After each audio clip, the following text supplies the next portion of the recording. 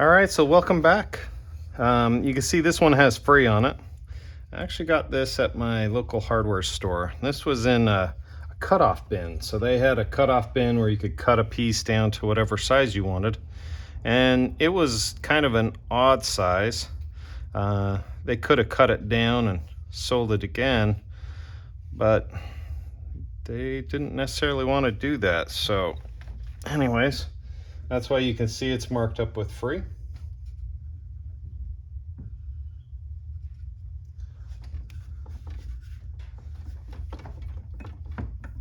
Okay, so what I'm doing is I'm just pulling it down, trying to make sure I get it sunk in on that end. And this one's very light. I have a feeling it's probably a pine, maybe a poplar. I'm not 100% sure. And we're getting that chatter again.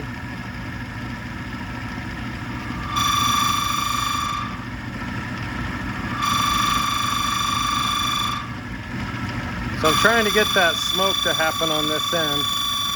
So I'm trying to get some friction on this side. You can see it's starting to happen. But we really need that to happen because that sound is just obnoxious.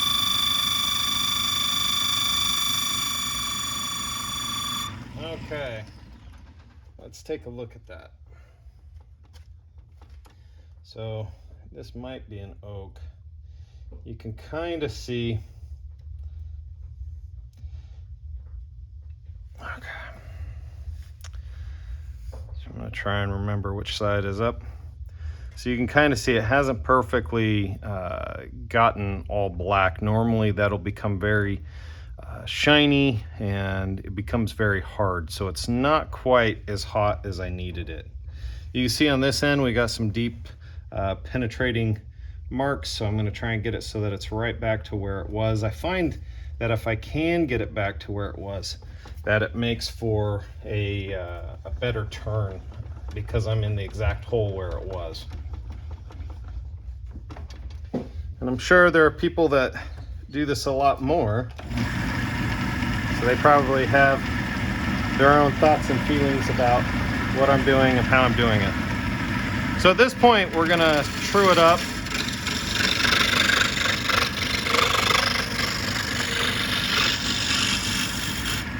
This is always one of the most satisfying parts of this.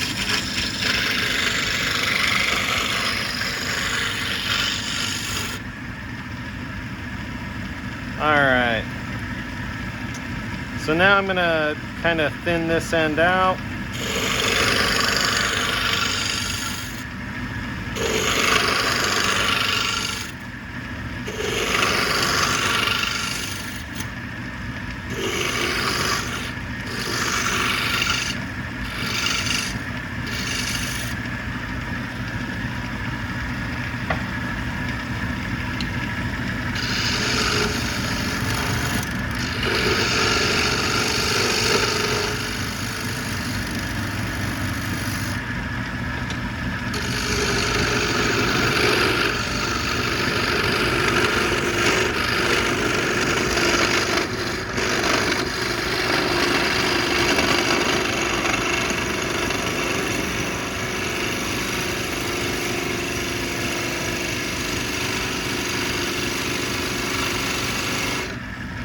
Okay, so what I'm doing here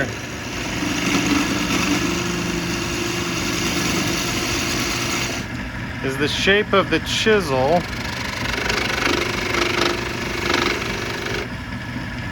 is going to cause this hole to kind of be indented.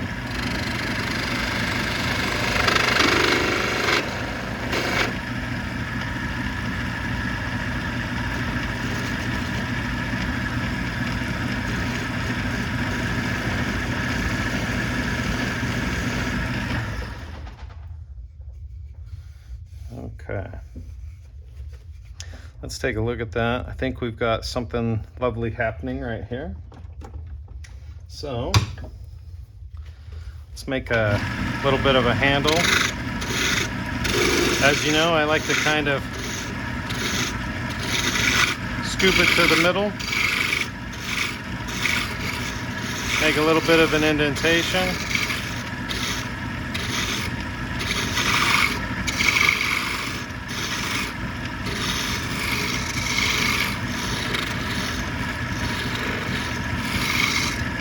All right.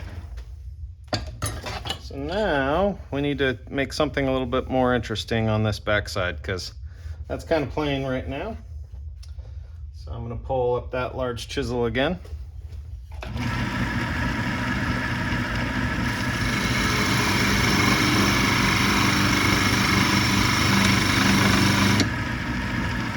Kind of feeling that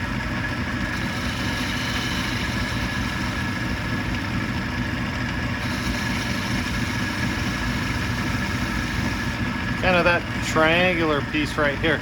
It makes for a nice place for your pinky to go.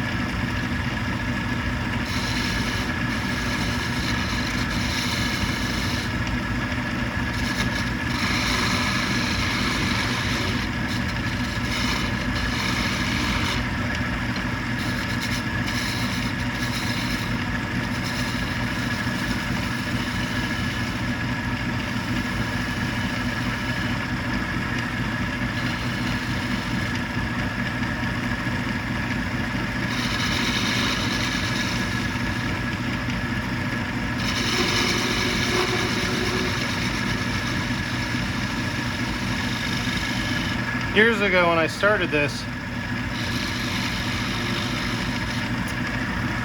I had a lady who made a lot of pens, and she said that making balls was quite difficult. She asked me how I did it, and I was never, I guess in my mind it was just something that you did. You just could see it and make it happen.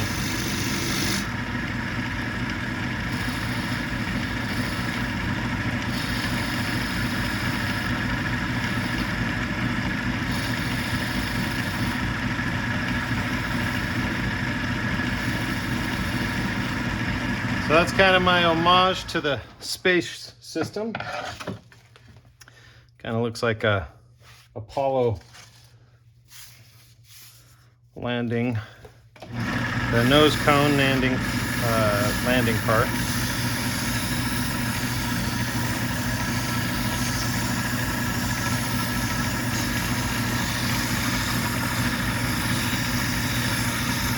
Everyone always wants to know how long wands take. And every wand's a little different, depends on how many balls, triangles, or other shapes you try and put into something. And then it comes down to your confidence level. I've made a lot of wands over the years.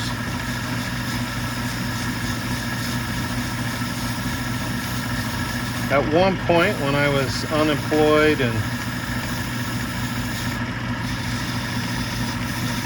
my son was still fighting that disease, I sold enough wands that we actually used that money to pay for the Christmas presents that our kids got that year. And it was a little easier. Our kids were quite a bit younger, and so Christmas wasn't so much about things, and the things that it was about, they weren't crazy expensive at that time,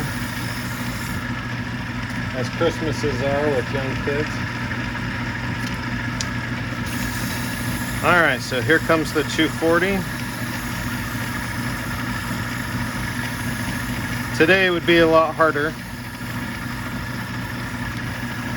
My kids are a lot older, and in some ways that could even be easier, because as your kids get older, we tend to see that if the family's in trouble, everyone rallies together.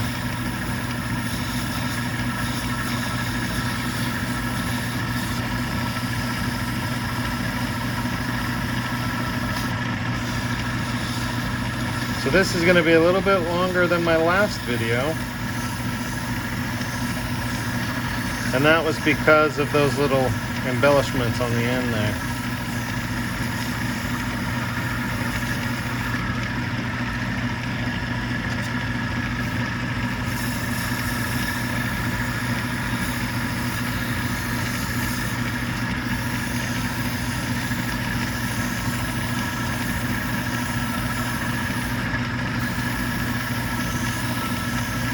Alright, so I'm at the 320 grit. Next I'm going to jump up into 400. And that's feeling pretty smooth right now. My wife's always a huge fan. She likes them to be smooth. That's what she's feeling when she critiques and looks at my wands. She's always trying to see how smooth they are. Because for her, that's what she's looking for. For others, it's the color. For others, it's the shape. For others, it's the way that it feels in their hand. But for my wife, she's seen so many that for her, it's how smooth are they. Some of them are always smoother than others. So that's what she looks for. I usually make my kids and family always critique the wands, so they always get to see them all. So that was the 400. I'm now jumping into 5, then I'll jump into 6.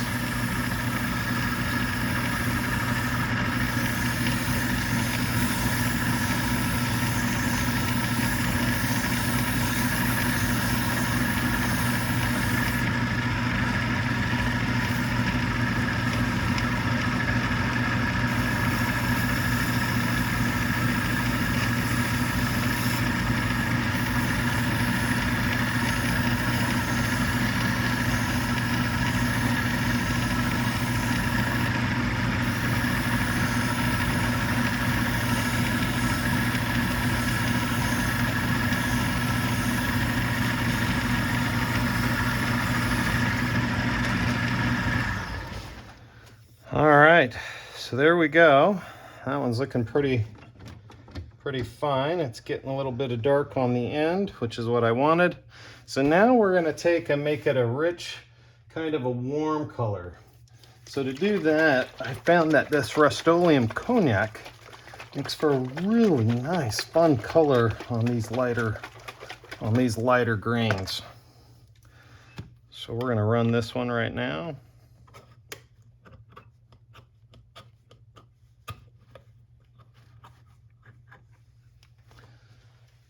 Once again, I'm going to use a brush.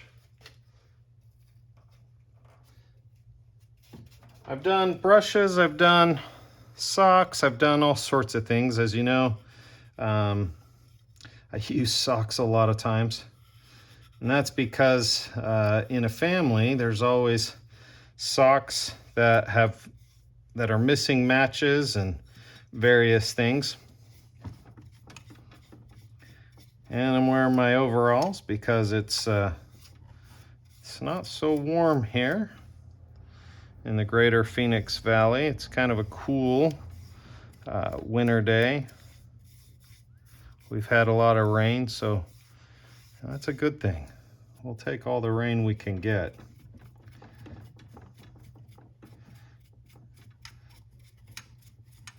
All right, so I'm just trying to make sure I get into all these areas. With the sock, it's always a little bit harder.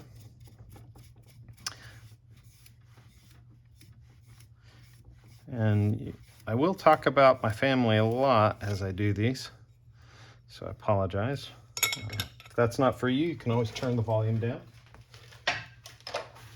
And this was an old Buzz Lightyear towel. It was a beach towel.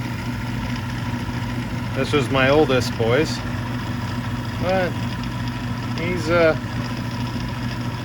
not a little kid anymore.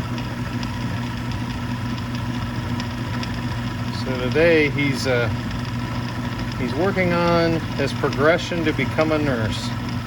It's pretty amazing. And my second boy, he's in school, but currently he's a pharmacy tech. So it's pretty exciting stuff. They're growing up and doing some amazing things. All right, so now we're gonna, that's looking pretty good. So I'm gonna hit it with our lacquer.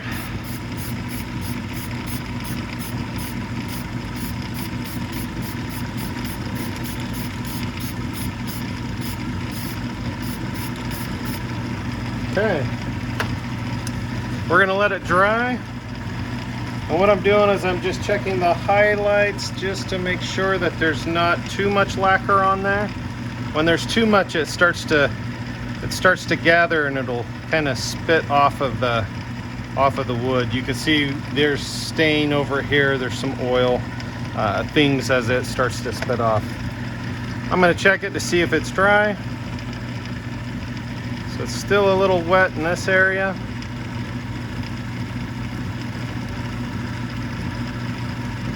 All right, so now I'm gonna take my handsaw and I'm actually gonna cut this end off.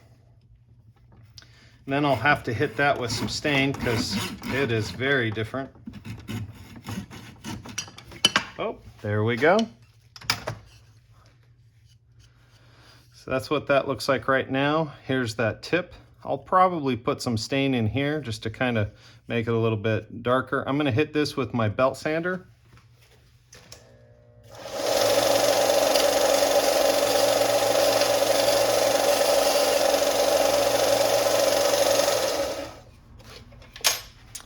All right, so that's what that did, quick. I'm gonna come in with my stain and I'm gonna come down to this end. Just make sure we kind of get that.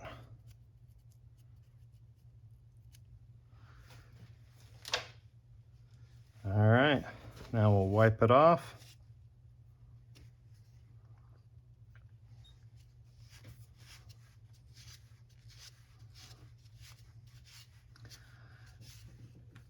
All right, so everyone out there, keep making magic.